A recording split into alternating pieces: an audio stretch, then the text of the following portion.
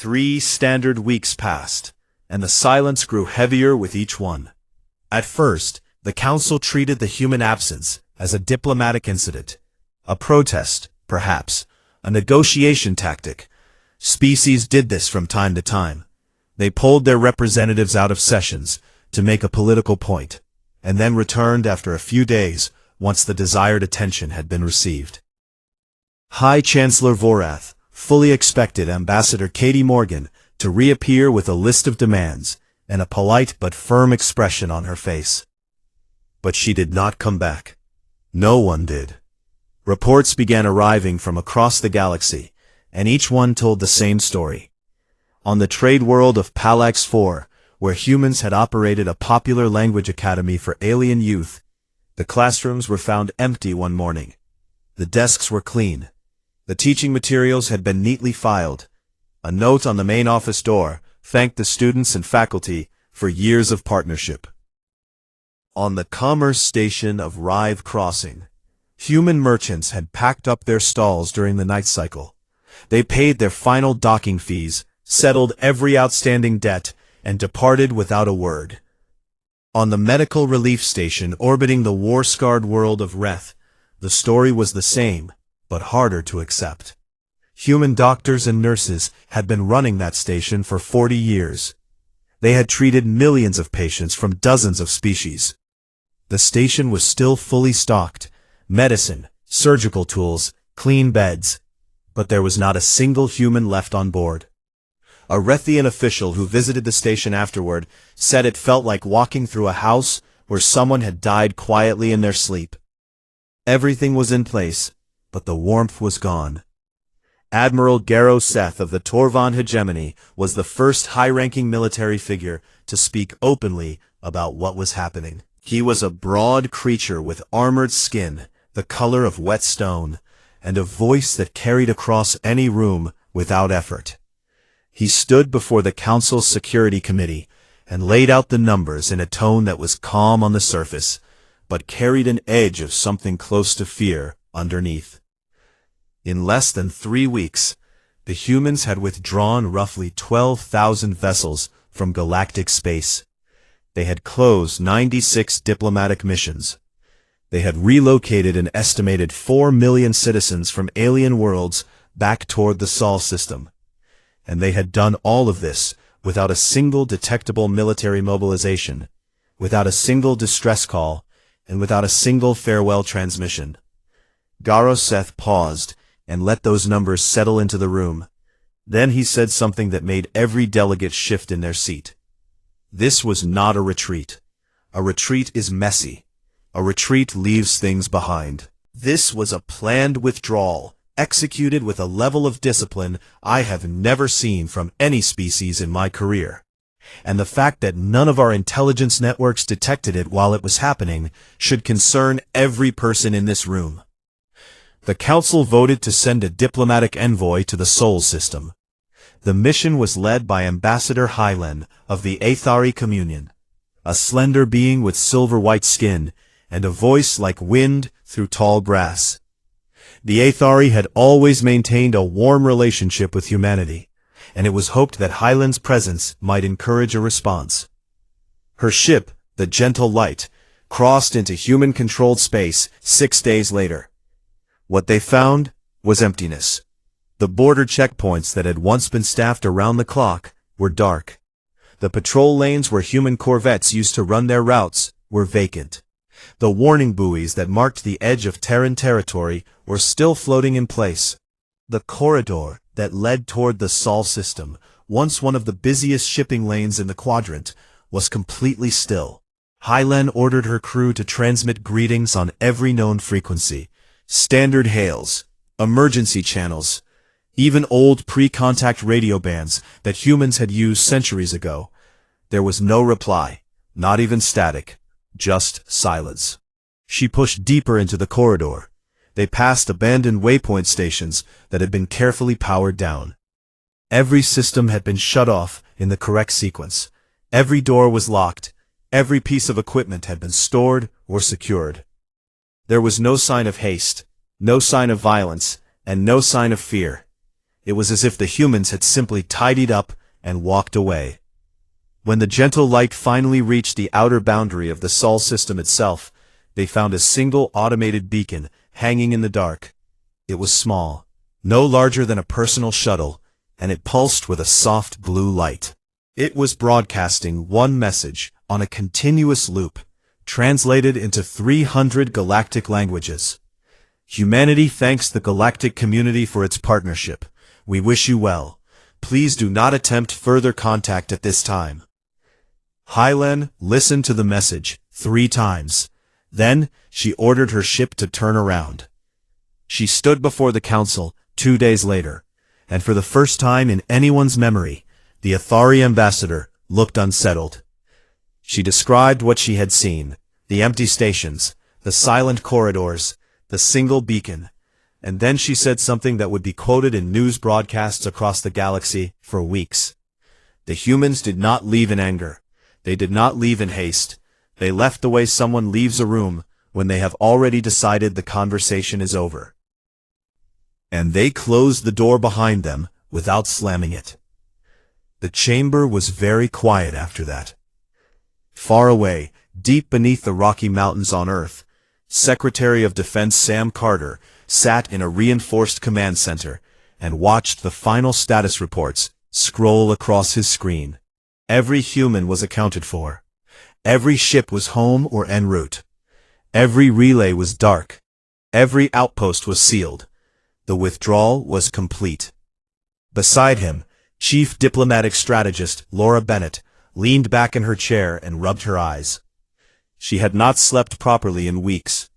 The logistics of pulling an entire civilization out of galactic society without triggering a single alarm had been the hardest thing she had ever done.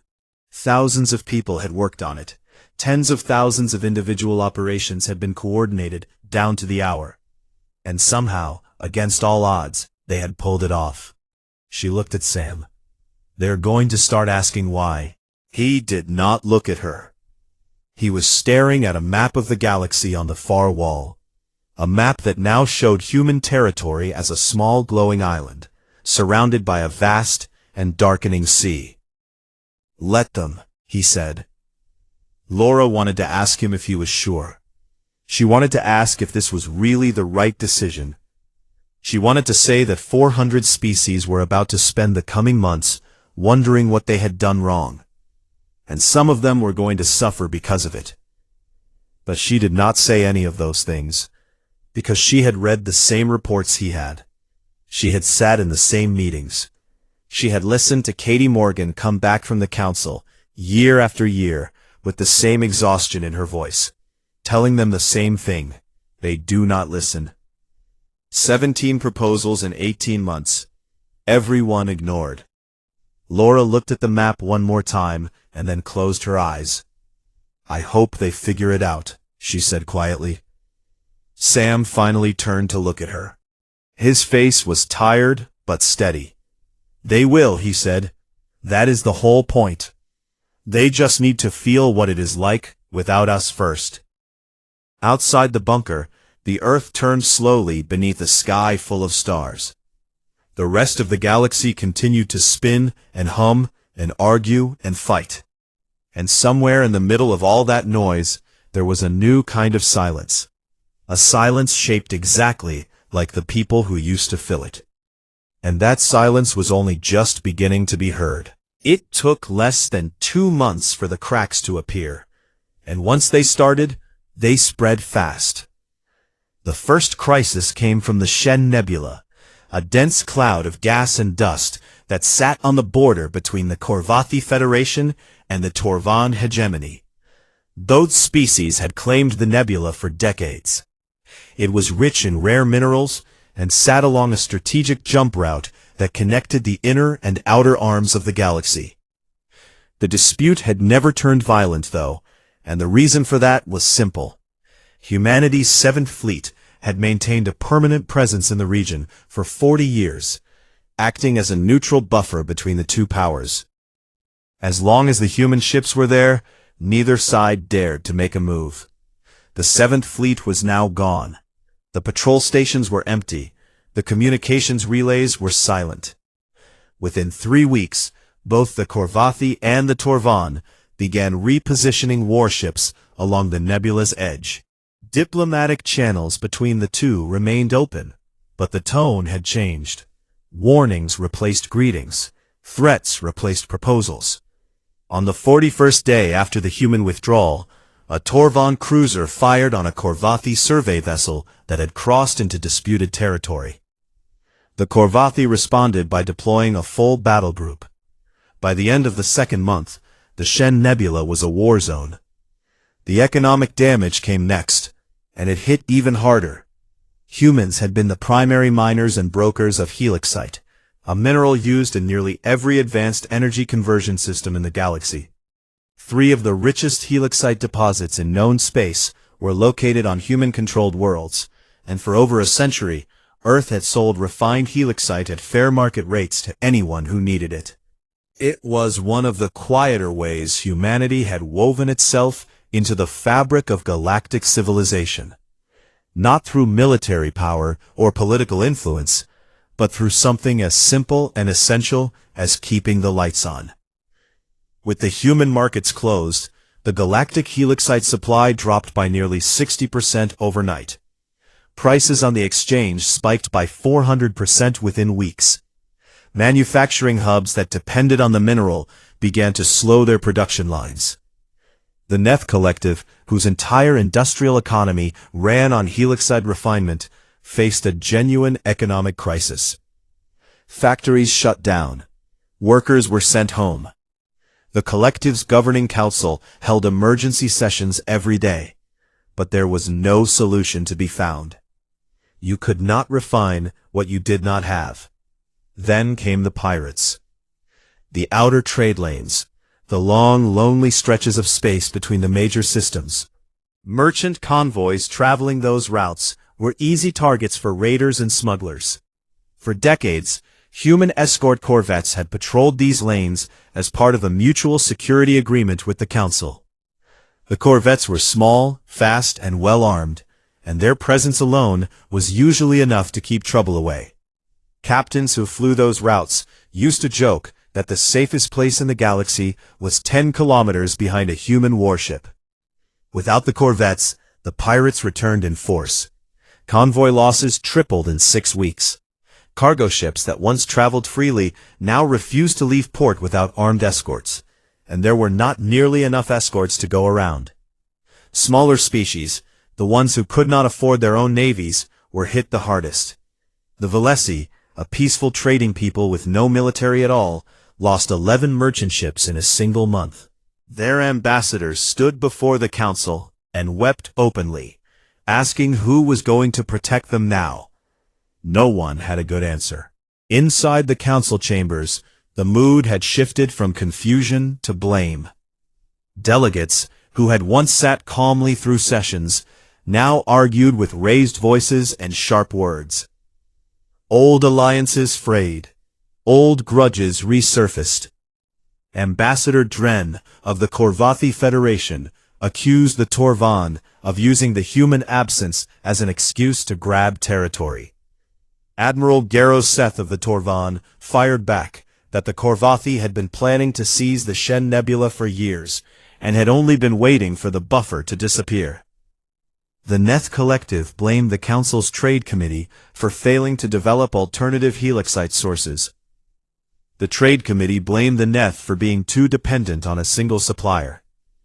Everyone blamed someone, and no one blamed themselves. A few voices tried to ask the harder question.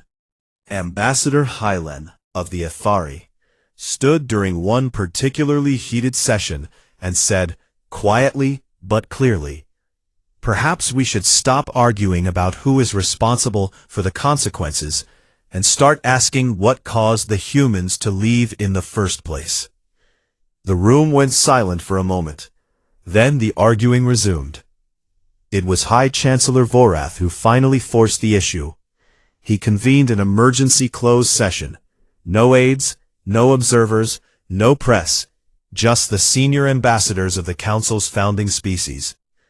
He sealed the chamber doors himself and stood at the podium with his 4 eyes fixed on the room. "What did we do?" he asked. His voice was low and heavy, and it carried the weight of someone who already suspected the answer, but needed to hear it spoken aloud. The Athari delegation was the one that produced the records. They had gone back through 18 months of council proceedings and compiled a document that was both thorough and painful to read. In that period, humanity had submitted 17 formal proposals to the council. 17. They had requested joint defense upgrades for the Outer Rim patrols. They had proposed shared research initiatives in medical science. They had asked for revised trade terms that would have reduced tariffs on essential goods. They had put forward a plan to grant humanitarian protections to 3 vulnerable species living on the Galactic Rim, species that were too small and too weak to protect themselves. Every single proposal had been tabled, delayed, or voted down. The reasons varied. Some proposals were rejected because they were considered too expensive. Others were blocked by species that saw them as threats to their own interests. A few were simply ignored, because the committee in charge had more pressing matters to attend to, or so they said at the time. Ambassador Katie Morgan had spoken at each of those sessions. She had presented data, made arguments, answered objections, and never once raised her voice. She had been patient, and professional, and persistent, and she had been told no 17 times in a row. The records showed that at her final appearance before the council, just 3 weeks before the withdrawal, Katie had ended her remarks with a sentence that no one in the room had paid much attention to at the time. She had said, "A partnership that only works in one direction is not a partnership. It is a burden, and no one carries a burden forever." The closed session ended in silence. No votes were taken. No resolutions were passed. The delegates filed out of the chamber one by one, and most of them did not speak to each other for the rest of the day. Far away from the council, far from the wars and the collapsing trade routes and the frightened merchants, Katie Morgan sat on the porch of a small house on the coast of Maine. The house belonged to her grandmother, who had left it to her years ago. It was made of gray wood and white trim, and it looked out over a rocky shore where the Atlantic rolled in cold and steady. Katie had a blanket over her knees and a cup of tea in her hands, and she was watching the waves the way someone watches a fire, not really seeing it, just letting her mind rest on the motion of it. Her phone buzzed. She looked at the screen. It was Ethan Grant, her former deputy, calling from the Terran diplomatic office. She answered. Ethan's voice was careful, the way it always was when he had news he was not sure she wanted to hear. "The council has officially requested your return," he said. They sent a formal appeal through 3 separate channels. Katie took a slow breath. The sea air was cold and clean, and it filled her lungs the way council air never had. "Tell them I am unavailable," she said. "Katie, they sound serious this time." "They always sound serious," she said. "That was never the problem. The problem was that they never listened." She hung up and set the phone face down on the armrest of her chair. Then she picked up her tea again and went back to watching the ocean. And for the first time in a very long while, she did not feel tired. 6 months after the withdrawal, the galaxy looked like a house where someone had pulled out a single supporting beam. And now the walls were starting to lean. The war in the Shen Nebula had grown far beyond what anyone had predicted. The Korvathi and the Torvan had fought 5 major fleet engagements, and the battles were getting bloodier with each one. The nebula itself, once valued for its mineral wealth and strategic position, was now littered with wreckage. Burning hulls drifted through clouds of gas that glowed orange and red from the fires inside them. Supply lines on both sides were stretched thin. Neither faction was winning, and neither was willing to stop. The worst part was not the fighting between soldiers. It was what happened to everyone caught in between. Civilian populations on the worlds near the nebula had begun to flee. Refugee convoys streamed out of the conflict zone in long, slow lines. Families packed into cargo ships, children sleeping on metal floors, old people staring out of portholes at the stars with hollow eyes. They had nowhere to go. The transit stations that would normally process and shelter them had been built and maintained by human aid organizations, and those organizations were gone. The stations were still standing, still powered, still stocked with food and blankets, but there was no one to run them. The system sat idle while the refugees drifted past. A Korvathi relief coordinator named Voss tried to reactivate one of the stations on his own. He managed to get the lights on and the air recyclers running, but the intake processing system, the software that registered refugees, assigned quarters, tracked medical needs, and coordinated food distribution, had been designed by humans, and he could not figure out the interface. He spent 2 days trying before he sat down on the floor of the empty operations center and put his head in his hands. He had never realized how much work went into something as simple as opening a door for someone who had lost everything. Then came the plague. On the mining world of Kalos 9, deep in the Outer Rim, workers began falling sick with symptoms that no local doctor had ever seen. High fever, skin lesions that spread in geometric patterns, organ failure within days. The planetary government ran tests and identified the pathogen as a synthetic bioweapon, a leftover from a conflict that had ended 2 centuries ago. The weapon had been buried in the planet's crust, sealed in a containment unit that had finally corroded through. Now it was in the water supply, and it was spreading. The only medical teams in the region with the expertise and the equipment to handle a synthetic plague had been human. They had maintained a rapid response unit on a station just 2 systems away from Kalos 9, staffed around the clock with specialists who trained specifically for this kind of emergency. The station was now dark. The specialists were back on Earth. The government of Kalos 9 sent desperate messages to the Galactic Council. They begged for help. They described the symptoms. They sent images of their hospitals, which were already overflowing. The Council received the messages and held an emergency session. The debate lasted 4 days.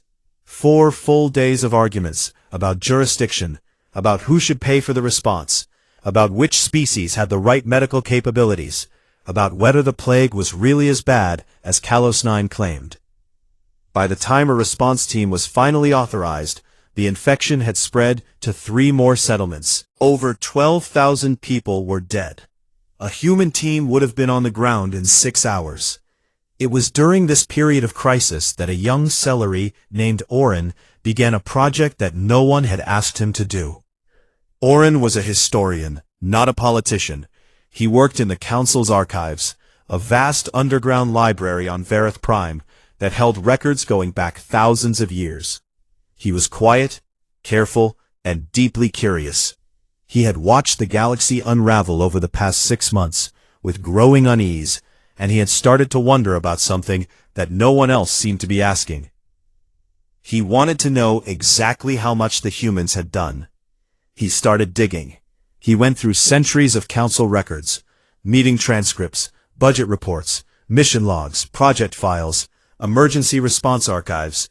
He cross-referenced human involvement in every major galactic event of the last 200 years. He worked alone, mostly at night, in a small room surrounded by data screens that cast pale light on his violet face.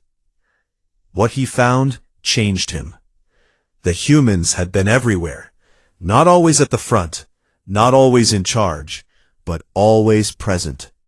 When the Velkrot, a fungal disease that had threatened to wipe out 3 species, was finally cured, it was a human-funded research initiative that developed the treatment. When the great earthquake on Palax 4 destroyed half a continent, it was human engineers who designed the emergency shelter systems that saved 2 million lives. When the refugee crisis after the Torvan-Solari border realignment left hundreds of thousands of people stranded, it was human logistics officers who built the processing and resettlement framework from scratch. The emergency communication relays that connected the galaxy's outer worlds to the Council network had been designed, built, and maintained by human engineers. The neutral peacekeeping model that had prevented a dozen small wars had been proposed by a human diplomat named Katie Morgan. The same Katie Morgan who later became ambassador. The standard protocols for interspecies disaster relief, used by every aid organization in the galaxy, had been written by a team of human volunteers 40 years ago. Oren kept digging, and the list kept growing. Medical programs, education exchanges, agricultural assistance, environmental monitoring, navigation safety systems, trade arbitration frameworks, refugee rights charters. Over and over, in crisis after crisis, in project after project, the same pattern appeared. Humans had been there. They had built the thing, fixed the thing, funded the thing, staffed the thing, or simply shown up when no one else would. And almost none of it had been formally recognized by the Council. Oren compiled his findings into a single report. It was detailed, thorough, and devastating. He requested permission to present it to the full Council, and after some hesitation, High Chancellor Vorath agreed. The presentation lasted 4 hours. Oren spoke in his quiet, careful way, and he did not editorialize. He simply laid out the facts, one after another, with dates and names and numbers. He showed the Council what humanity had built. He showed them what humanity had given. And then he showed them the 17 rejected proposals, and he let the silence in the room do the rest. When he was finished, the chamber was still. No one argued. No one objected.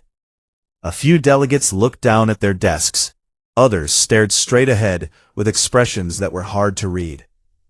Oren closed his report with a single observation.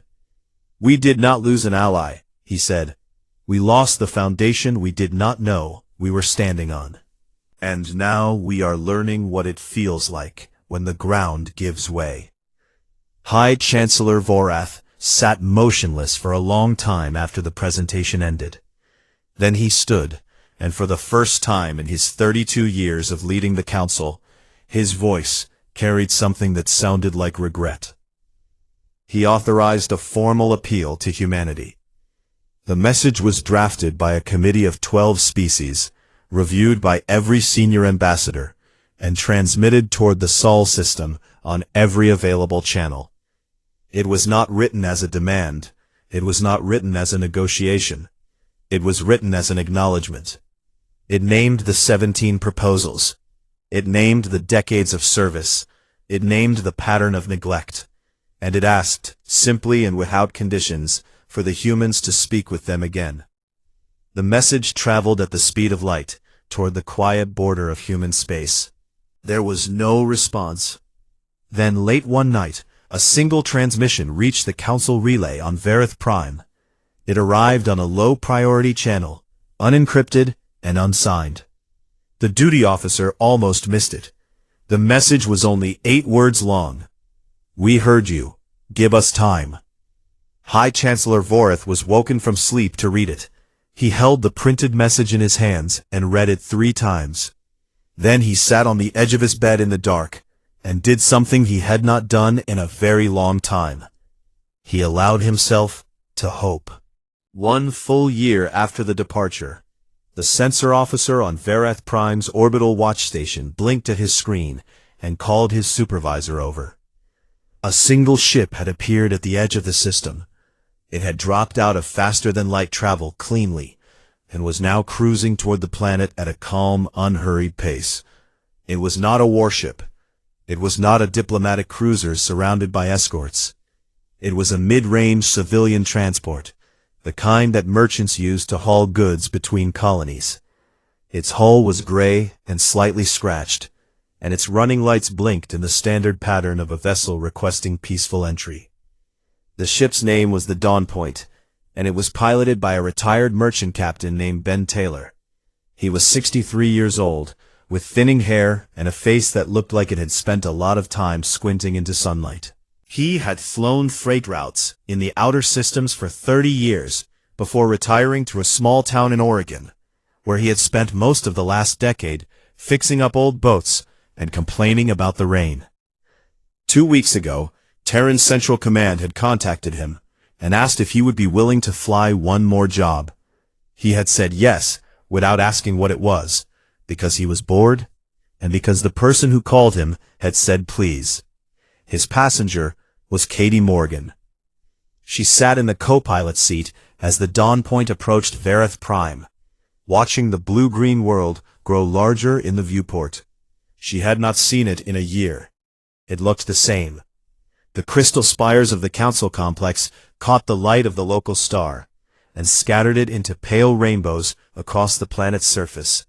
Ships from 100 worlds orbited in slow, organized patterns. From up here, it all looked peaceful. It all looked like it was working. Katie knew better. "You ready for this?" She thought about it for a moment. "No," she said, "but I do not think that matters." Ben nodded, because that was the kind of answer he understood. He brought the Dawn Point into the main docking bay without any trouble. The Port Authority had clearly been told to expect them, because the landing pad was clear, and a small delegation of council officials was waiting at the base of the ramp. Katie walked down the ramp alone. She wore a simple dark suit with no medals, no insignia, and no flag pin. She carried nothing except a single data tablet tucked under her arm. Behind her, Ben stayed on the ship and poured himself a cup of coffee. The council officials led her to the Grand Rotunda in silence. Word had spread fast. By the time she reached the chamber doors, the corridors were lined with staff and aides and junior delegates who had stopped whatever they were doing to watch her pass. No one spoke. Katie nodded back, but she did not slow down. The chamber doors opened, and she stepped inside. The rotunda was full. Every seat was taken. 400 species, 10,000 delegates, all of them on their feet. The living crystal dome above them had shifted to a deep, warm gold. The color it displayed when the room's collective mood was something close to reverence. Katie walked across the floor to the human platform.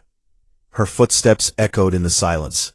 She reached the desk, pulled out the chair that had been empty for a year, and sat down. She placed the data tablet on the surface in front of her, and folded her hands. High Chancellor Vorath stepped to the central podium. He moved slowly, and for the first time since anyone could remember, his 4 eyes were soft. He looked across the distance between his podium and the human platform, and he spoke clearly enough for every translator in the room to pick up his words without effort. "We are grateful you came." Katie looked at him for a long moment. She looked around the room, at the Aethari delegates with their silver skin, at the heavy-armored Torvan officers, at the quiet Neth analysts, at the Korvathi in their embroidered robes, at hundreds of faces she had spent years learning to read. She saw exhaustion. She saw shame. She saw something that she had almost given up hoping to see. She saw people who were ready to listen. She stood and she spoke. Her voice was not loud. She did not raise it. She had never needed to. Katie Morgan had the kind of voice that made people lean forward, and today, the entire chamber leaned. She told them that humanity did not leave to punish the galaxy. They did not leave out of spite, or anger, or a desire for revenge. They left because they were tired, because 2 centuries of service had earned them nothing but more requests for service. Because they had given their ships, and their doctors, and their engineers, and their diplomats, and their money, and their time, and no one had ever once stopped to ask what they needed in return. She told them about the patrol officers on the outer trade lanes who spent years away from their families keeping alien shipping routes safe. She told them about the medical teams who cured diseases on worlds they would never visit again. She told them about the engineers who built communication networks they would never use, and the teachers who taught children who were not their own, and the peacekeepers who stood between armies that were not their enemies. She told them that every one of those people had done what they did because they believed in something. They believed that the galaxy could be a community, that different species with different bodies and different minds and different ways of seeing the universe could still choose to help each other. That belief was not weakness. It was the strongest thing humanity had. But belief, she said, is not a fuel that burns forever. It needs to be fed. It needs to go both ways. And when you pour everything you have into something and get nothing back, not even acknowledgement, eventually even the most patient people will stop and ask themselves whether anyone noticed. The chamber was completely silent. Katie picked up the data tablet and placed it on the central display. The screen behind her lit up with the contents. A document that was neither a treaty nor a trade deal, but something more fundamental. She called it the Quiet Water Accord, named after the very protocol that had started the withdrawal 1 year ago. The Accord was a foundational charter for a new kind of galactic cooperation. It was written in plain language, and its principles were simple. Every member species that benefited from shared services would contribute to those services in proportion to their ability. Every contribution would be tracked and recognized. Decision-making on matters that affected all species would be transparent and open to challenge. No single species would be expected to carry the work of the community without the community carrying them in return. And at the center of the accord was a clause that Katie had written herself, late one night in the house in Maine, with the sound of the ocean outside her window. The clause read, "No member of this community shall give without receiving. No voice shall speak without being heard." She finished her presentation and sat down. The chamber remained still for what felt like a very long time. Then Ambassador Hylen of the Athari Communion rose from her seat. She looked at Katie, and her silver face carried an expression that did not need a translator. She signaled her agreement. The Neth delegate followed. Then a Valesi representative who was crying quietly. Then slowly, one by one, species after species rose or signaled or spoke a single word of assent. The Korvathi and the Torvan were among the last. Their war in the Shen Nebula had ground to a stalemate 2 months ago, and through quiet back-channel negotiations, aided, some said, by unsigned messages from an unknown human intermediary, they had agreed to a fragile ceasefire. Both delegations looked worn. Both delegations stood. High Chancellor Vorath was the very last. He looked at Katie Morgan across the chamber, and when he spoke, his voice was stripped of all formality. It was just a person speaking to another person. "We will not forget again," he said. Katie held his gaze. "We will hold you to that," she replied. There was no applause. There was no celebration. There was just a room full of beings who understood for the first time what they had almost lost and how close they had come to losing it for good. Over the months that followed, humanity returned to the galaxy. But they came back slowly, carefully, on their own terms. Patrol ships resumed their routes along the trade lanes, but now they flew alongside vessels from other species who had volunteered to share the duty. Medical teams redeployed to the Outer Rim, but this time they trained local staff to carry on the work independently. Trade routes reopened and Helixite flowed again, but under new agreements that distributed the supply chain across multiple worlds. The Quiet Water Accord was ratified by every member of the Council within 6 months. It was not perfect. No document written by 400 species ever could be. But it changed the way the galaxy worked. Proposals were no longer ignored. Contributions were no longer invisible. And when a species spoke, the chamber listened. Not because it was required, but because everyone in the room now knew the cost of silence. Ben Taylor flew the Dawn Point back to Earth. The same week Katie returned to Varath Prime. When he landed in Oregon, he walked to his favorite diner, ordered a plate of eggs, and told the waitress he had just saved the galaxy. She laughed and refilled his coffee. Katie Morgan stayed on Varath Prime. She took her seat at the council every morning, and she did the work she had always done, carefully, patiently, and without raising her voice.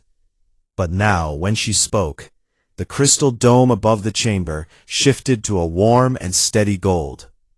Because now, the room was listening. And somewhere out in the dark between the stars, the old beacon at the edge of the Sol system still floated in silence. Its message had been updated. It no longer asked the galaxy to stay away. "We have been expecting you." The grand rotunda of the Galactic Council could hold 10,000 beings at once. And on the morning of the annual summit, nearly all the seats were filled.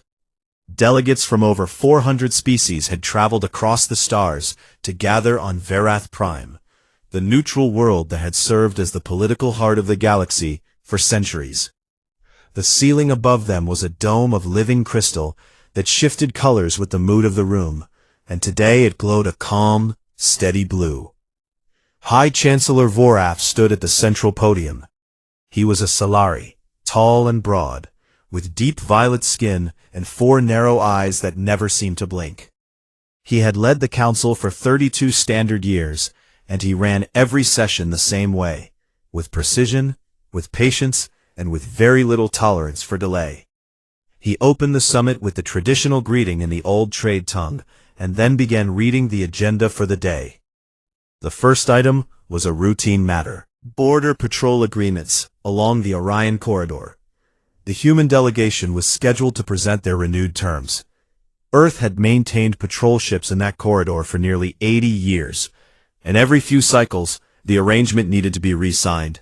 It was standard business. No one expected anything unusual. Vorath looked toward the human platform on the far side of the chamber. It was a modest section compared to some of the larger empires, but it was always well-staffed.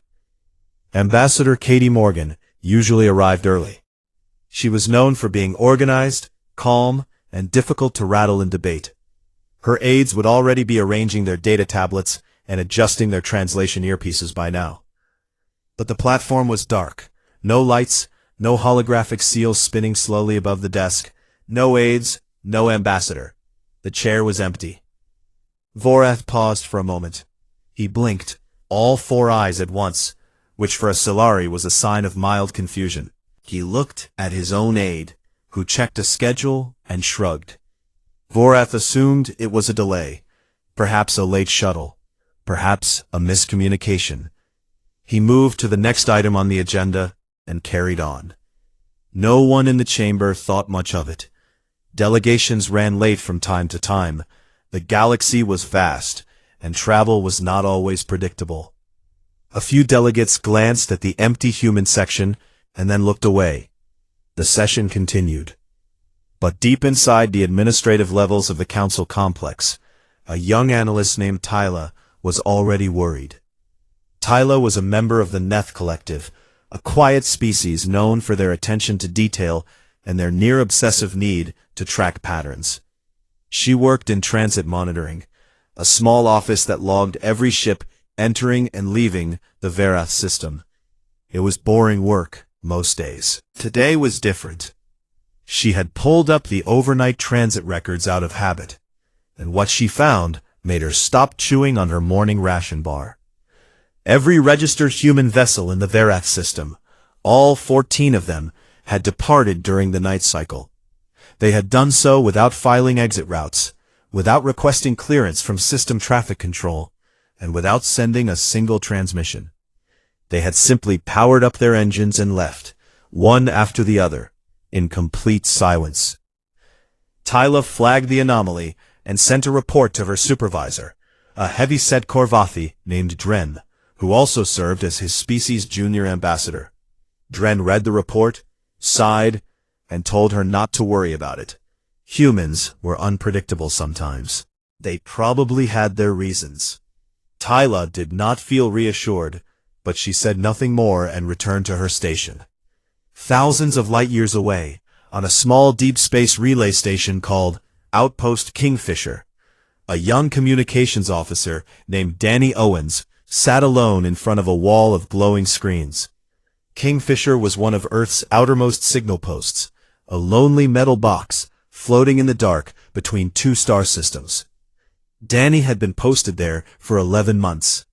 He spent most of his shifts listening to the soft hum of the relay arrays and reading books on his tablet. Tonight, the console in front of him lit up with a priority message. It carried the highest encryption tag he had ever seen, a code he had only read about in training manuals. He decrypted it with steady hands and read the contents. The message was from Terran Central Command. It was short. Protocol Quiet Water is now active. Begin full withdrawal. No exceptions. Danny stared at the words for a long time. His heart was beating faster than it should have been. He had trained for this scenario once during a week-long exercise in his second year of service. Back then, it had seemed like a thought experiment, something theoretical, something that would never actually happen.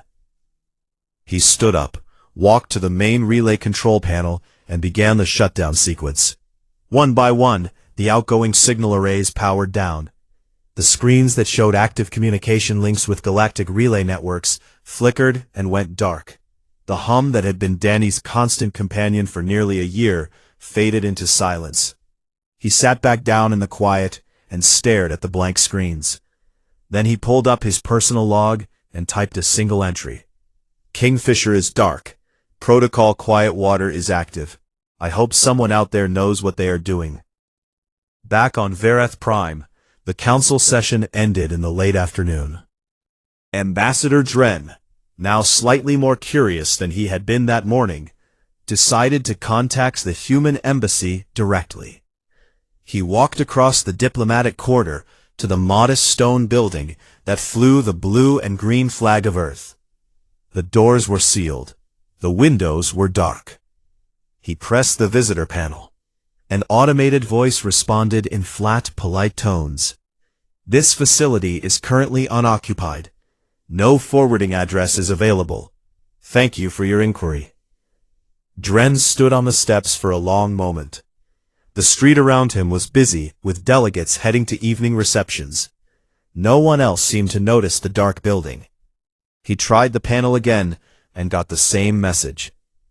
He walked back to his quarters slowly, a strange feeling settling into his chest. It was not panic. Not yet. It was the feeling of standing in a room and realizing that someone important had already left, and you did not see them go. By the next morning, other delegates began to notice. The human seats in the dining hall were empty. The human cultural exhibit in the summit's welcome pavilion had been carefully packed up and removed overnight. The small human-run coffee stand near the east courtyard, a place that had become oddly popular with species that did not even drink coffee, was closed. A handwritten sign on the counter read, "Thank you for your company.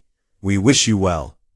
Word began to spread through the hallways and meeting rooms of Vareth Prime, first as a whisper, and then as a steady murmur.